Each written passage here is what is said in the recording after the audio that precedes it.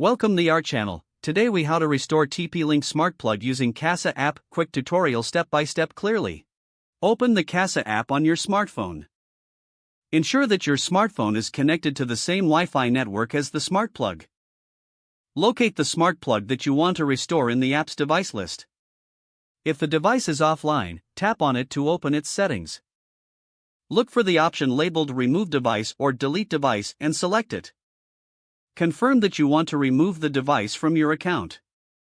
Once the device is removed, unplug the smart plug from the power outlet. Wait for about 10 seconds, then plug the smart plug back into the outlet. Open the Kasa app again. Tap the plus icon or Add Device option to start adding a new device.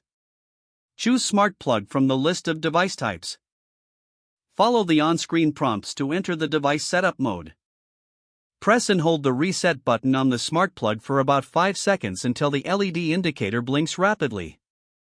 Once the app detects the device, follow the instructions to connect it to your Wi-Fi network.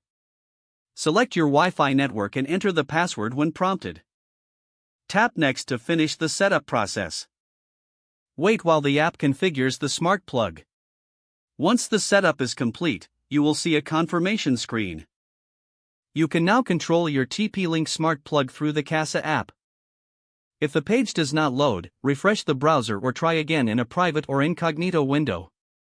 Make sure you are using the correct email address, then retype it carefully to avoid small typos. If your password is not accepted, use the reset option and create a new strong password you can remember.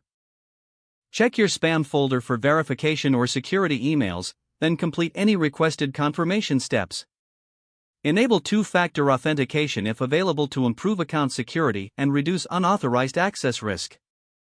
After signing in, review your profile details so your contact information and settings are accurate and current. If you see an error message, note it down and try again after restarting your device and internet connection.